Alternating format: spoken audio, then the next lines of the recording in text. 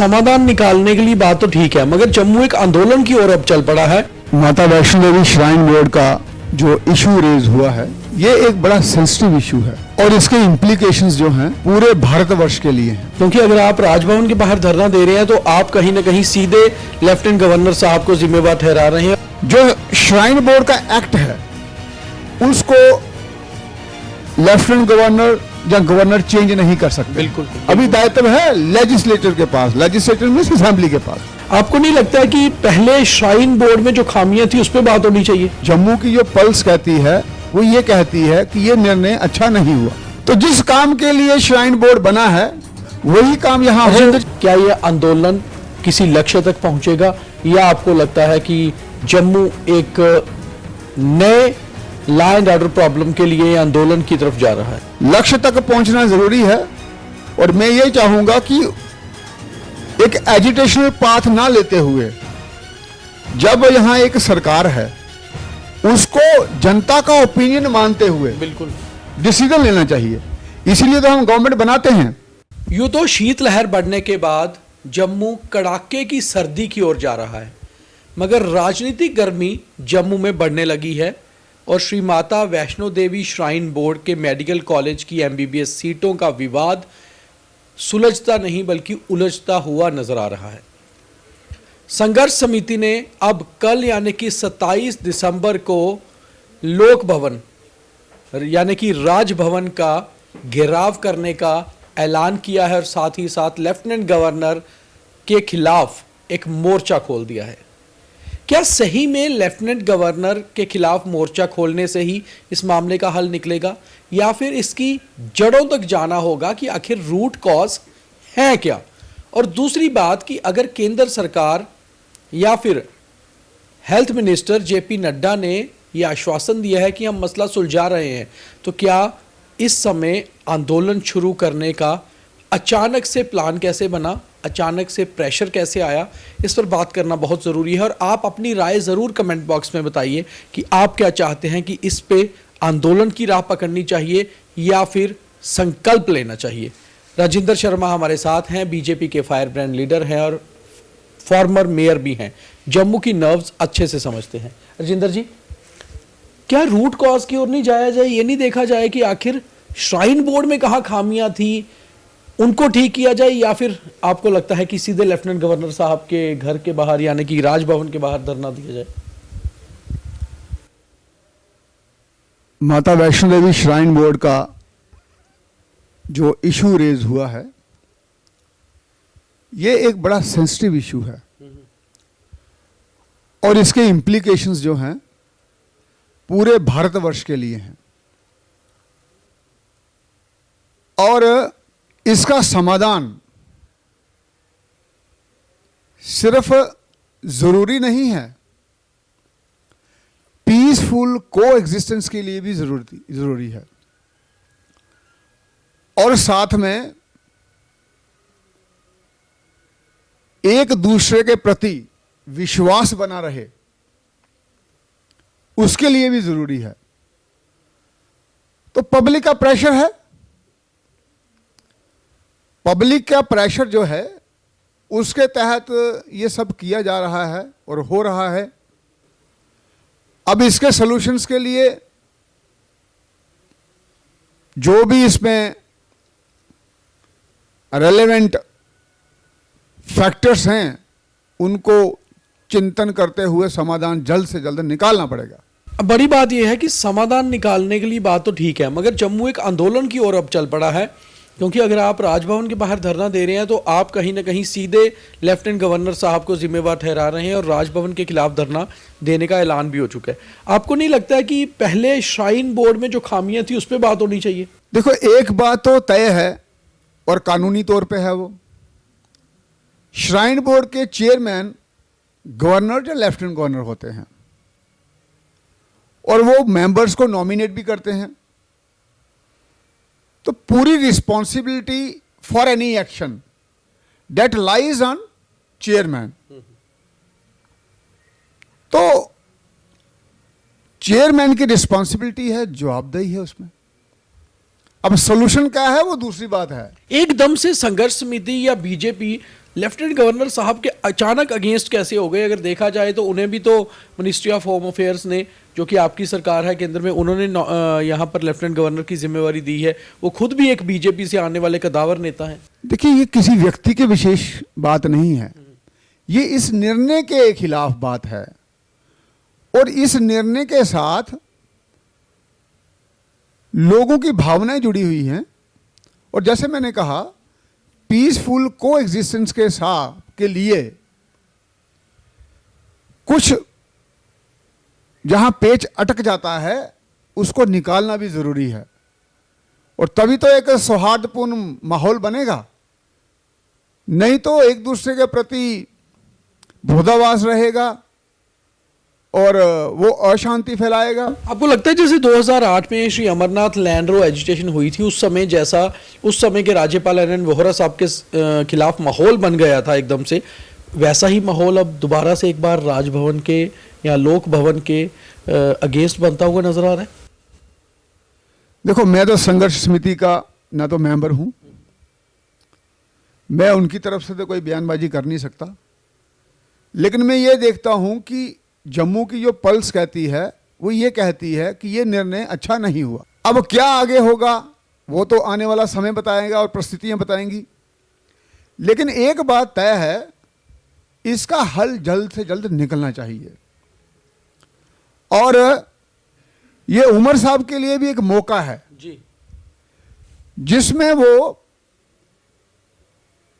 जम्मू कश्मीर में एक नई दिशा देते हुए,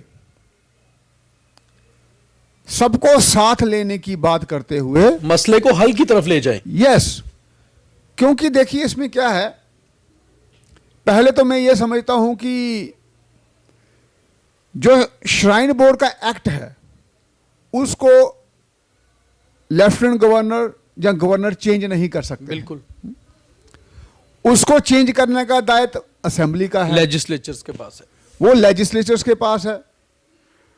तो लेफ्टिनेंट गवर्नर साहब जो निर्णय हो चुका उसके तहत एक्ट को चेंज नहीं कर सकते। उनकी पावर्स मैनेजमेंट और नॉमिनेशन ऑफ मेंबर्स तक ही है। बिल्कुल। अब बात यह उठती है कि क्या नेशनल कॉन्फ्रेंस एक्ट में बदलाव लाएगी? तो मैं तो यह कहता हूं, जहां कहीं विरोधाभास हो, और वैसे भी नेशनल कॉन्फ्रेंस ये कहती है कि हम जम्मू की हित की बात करते हैं, तो उनको अब ये मौका है ये बताने का कि जम्मू की हित की बात कीजिए, और जम्मू चाहता है कि यहां धार्मिक गतिविधियां हो। जैसे मैंने 1 महीना पहले कहा था कि यहां वेद शोध अंतर्राष्ट्रीय विश्वविद्यालय बने, ताकि जिस फेथ की बात हम करते हैं उस फेथ को ही आगे बढ़ाया जाए। और वैसे भी हमारे एक्ट में ये लिखा हुआ है, imparting of journal education and religious instructions. तो जिस काम के लिए श्राइन बोर्ड बना है वही काम यहां हो। राजेंद्र जी, एक सवाल है कि श्राइन बोर्ड की जब हम बात करते हैं तो श्राइन बोर्ड कोई आज तो बना नहीं, पुराना बना है, पुराना ही एक्ट है। कई राज्यपाल आए, कई राज्यपाल चले गए। अब जम्मू कश्मीर में लेफ्टिनेंट गवर्नर हैं, वो इसके चेयरमैन हैं। मगर एक चेयरमैन लेफ्टिनेंट गवर्नर सिर्फ श्राइन बोर्ड के नहीं है, बल्कि पूरे जम्मू कश्मीर के वो लेफ्टिनेंट गवर्नर भी हैं। उनको बहुत से काम होते हैं, बहुत सी चीज़ें देखनी है। जो लोग सिर्फ श्राइन बोर्ड की एडवाइजरी कमेटी है या फिर वहाँ के सीईओ हैं, उनका काम एक्सक्लूसिवली इसको देखना है। तो आखिर वो जो 10 लोग चुने जाते हैं, ये तो बहुत बड़ा सवाल एक उस पर भी उठ रहा है, संघर्ष समिति भी उठा रही है कि जब उन्हें नॉमिनेट किया जाता है, जिसमें लेजिस्लेचर का भी रोल है, उनको नॉमिनेशन में क्या ये जिम्मेवारी दी जाती है कि आपको यात्रा पे ध्यान देना है, ना कि ये सिर्फ कि आप मेंबर बन गए और आप इसको अपना पोर्टफोलियो एंजॉय करेंगे? देखिए, हम एक प्रोग्रेसिव डेमोक्रेसी की तरफ चल रहे हैं जी। प्रोग्रेसिव डेमोक्रेसी में ट्रांसपेरेंसी और अकाउंटेबिलिटी बहुत जरूरी होती है। बिल्कुल। यहां क्योंकि मेंबर्स नॉमिनेट होते हैं तो उसमें आप ट्रांसपेरेंसी और अकाउंटेबिलिटी नहीं ला सकते, because they are at mercy of the chairman. तो जो चेयरमैन कहेंगे वो उनको फॉलो करना पड़ेगा। और दूसरा, वो उस लाइन से बाहर नहीं जा सकते, उनका अपना कोई ओपिनियन नहीं हो सकता। अगर हुआ तो उनको डर रहता है कि मुझे ये निकाल नहीं दिया जाए। जी। वैसे तो उनका टेन्योर 3 साल का होता है, बट चेयरमैन के पास ये पावर है कि वो किसी भी मेंबर को वहाँ से डिस्क्वालीफाई कर सकते हैं और उनको निकाल सकते हैं। इसीलिए मैंने कहा था, क्योंकि हमारी एक प्रोग्रेसिव डेमोक्रेसी है, ट्रांसपेरेंसी, अकाउंटेबिलिटी हमारा बेंचमार्क होना चाहिए। इसलिए जम्मू की 10 डिस्ट्रिक्ट्स हैं, हर डिस्ट्रिक्ट में से एक मेंबर का वहाँ चयन होना चाहिए और वो आदमी रिलीजन, कल्चर, इस एक्टिविटी के साथ जुड़ा होना चाहिए और वो हिंदू होना चाहिए। क्या इस बार जब असेंबली सेशन शुरू होगा, क्या बीजेपी ऐसा कुछ सोच रही है कि आपके विधायक कोई ऐसा प्रपोजल लेकर आने वाले हैं? मैं उसके बारे में कमेंट नहीं कर सकता क्योंकि मैं उसके लिए अधिकृत नहीं हूं, लेकिन मैं अपना ये ओपिनियन दे रहा हूं। अपनी पार्टी में देंगे आप अपना ये ओपिनियन? हाँ, उनको मैं दे सकता हूं, माने ना माने वो उन पे है। तो ये मेरा पर्सनल ओपिनियन है कि ये जो 10 मेंबर्स हैं उसका इलेक्शंस होना चाहिए। बिल्कुल, because they should be accountable to the public. जब हम हर चीज समाज के लिए कर रहे हैं तो समाज की अकाउंटेबिलिटी जरूरी है। तो वो सिद्ध तभी होगी जब उनका चयन इलेक्शन के द्वारा होगा और वो व्यक्ति कभी भी अपने जीवन में पॉलिटिकल इलेक्शन ना जीता हो, चाहे वो एम्प्लॉयज यूनियन का हो, चाहे वो किसी भी ऑर्गेनाइजेशन का हो, उसका वो इलेक्शन नहीं जीता होना चाहिए या फाइट किया होना चाहिए। ये सिर्फ वही लोग आए जो सनातन के साथ जुड़े हैं, जो रिलीजियस एक्टिविटीज के साथ जुड़े हैं, जहां सोशल और कल्चरल एक्टिविटीज के साथ जुड़े हों। अब आपको क्या लगता है, जिस तरह से कल संघर्ष समिति अपने आंदोलन को एक नई दिशा देने वाली है, क्या यह आंदोलन किसी लक्ष्य तक पहुंचेगा या आपको लगता है कि जम्मू एक नए लॉ एंड ऑर्डर प्रॉब्लम के लिए आंदोलन की तरफ जा रहा है? देखो, लक्ष्य तक तो इसको पहुंचना ही होगा, वो सब पे प्रेशर होगा। लक्ष्य तक पहुंचना जरूरी है और मैं ये चाहूंगा कि एक एजिटेशनल पाथ ना लेते हुए, जब यहां एक सरकार है उसको जनता का ओपिनियन मानते हुए बिल्कुल डिसीजन लेना चाहिए। इसीलिए तो हम गवर्नमेंट बनाते हैं और गवर्नमेंट को ये देखना होता है कि लोग क्या चाहते हैं। जब पूरा जम्मू का संभाग, जम्मू का प्रोविंस ये चाहता है कि यहाँ धार्मिक और जनरल एजुकेशन हो सकती है, तो वही होनी चाहिए और उमर जी को आगे आके इसमें पहल करनी चाहिए, क्योंकि अभी दायित्व गवर्नर के साहब के पास नहीं है, अभी दायित्व है लेजिस्लेटर के पास, लेजिस्लेटर में असेंबली के पास। तो वो प्रपोजल बना के एलजी साहब को भेजें, वो उसको अप्रूव कर देंगे। और जी, आपने शुरू में करीबन 1 महीना पहले हमारा इंटरव्यू हुआ था, जब आपने ये बात बहुत इंपॉर्टेंट रखा था पॉइंट कि ये कॉलेज की जो मान्यता है अभी ये रिकॉग्नाइज नहीं है कॉलेज, तो एक तरह से जैसे लर्निंग लाइसेंस है इस कॉलेज के पास, तो अगर ये चाहें तो वहीं से रोक सकते हैं और नए सिरे से इसकी डॉक्यूमेंटेशन की जा सकती है। तो क्या इसके ऊपर केंद्र सरकार या हेल्थ मिनिस्ट्री ने विचार नहीं किया होगा या नहीं कर रहे होंगे? हाँ, दूसरा ऑप्शन ये है, क्योंकि कोई भी मेडिकल कॉलेज बनता है उसको पहले परमिट किया जाता है कि आप 5 साल के लिए क्लासेस चलाइए और अगर हमें ठीक लगा एज पर प्रोसीजर आपने कंडक्टेंस की तो हम इसको रिकॉग्नाइज करेंगे। तो अभी ये परमिटेड स्टेज में है, ना कि रिकॉग्नाइज स्टेज में, तो वो परमिशन भी रद्द हो सकती है। और जो स्टूडेंट्स वहाँ आए हैं ये भी मानना होगा कि जो उनकी प्रक्रिया रही है अब उनका भी करियर खराब नहीं किया जा सकता। बिल्कुल, तो उनकी एडजस्टमेंट दूसरे कॉलेजेस में हो सकती है, प्रावधान बनाए जा सकते हैं, लेकिन in a larger interest of a society it should be win win situation for the students who has taken the admission, और जो जम्मू के लोगों की आशा का सवाल है उसका भी ध्यान रखा जाना चाहिए। और तभी तो को एग्जिस्टेंस होती है। डेमोक्रेसी में को एग्जिस्टेंस कब होती है?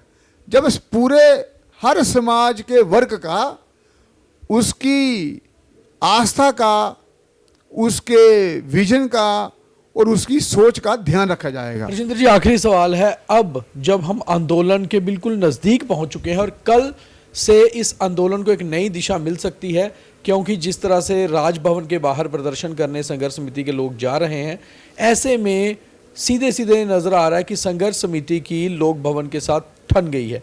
ऐसे में बीजेपी अपने आप को कहां देख रही है? देखो, बीजेपी तो लोगों के साथ खड़ी है। लोगों ने भाजपा को बनाया है। भाजपा एक ऑर्गेनाइजेशन नहीं है, वो एक पॉलिटिकल ऑर्गेनाइजेशन है। और पॉलिटिकल सिस्टम में, डेमोक्रेसी में, लोकतंत्र में लोग ही एमएलए बनाते हैं और लोग ही पार्टीज बनाते हैं। तो हम तो लोगों के साथ हैं। जो लोग कहेंगे, जो जम्मू की जनता कहेगी, हम तो उसी के साथ खड़े हैं। और हमारी आवाज़ भी उन्हीं की आवाज़ है और उनकी आवाज़ हमारी आवाज़ है। बहुत धन्यवाद। तो ये थे राजेंद्र शर्मा, फॉर्मर मेयर और बीजेपी के सीनियर लीडर। हमेशा से बात को बहुत सटीक तरीके से रखते हैं और जैसे इन्होंने करीबन 1 महीना पहले, सबसे पहले हमारे ही प्लेटफॉर्म से एमबीबीएस सीटों के मुद्दे को उठाया था और एक बार एक तरह से विसल ब्लो की थी इस पर।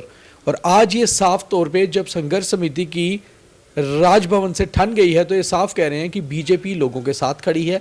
जहां पर लोगों की, जनता का मुद्दा होगा, बीजेपी वहां खड़ी नजर आएगी। मगर एक बात इन्होंने बहुत सही कही कि लेफ्टिनेंट गवर्नर के पास श्राइन बोर्ड का एक्ट चेंज करने का इख्तियार नहीं है, वो है लेजिस्लेचर्स के पास। और लेजिस्लेटिव के लीडर जो होते हैं असेंबली के, वो मुखिया चीफ मिनिस्टर होते हैं। तो चीफ मिनिस्टर को अपना एक सही रोल निभाना चाहिए, अपनी स्टेट, अपनी जम्मू कश्मीर यूटी के लिए, बेहतरी के लिए उन्हें आगे आना चाहिए और समाधान निकालना चाहिए। अब देखते ये हैं कि आंदोलन, संघर्ष ही आगे चलता है, संकल्प बनता है या फिर कोई नई दिशा लेता है। बहुत धन्यवाद।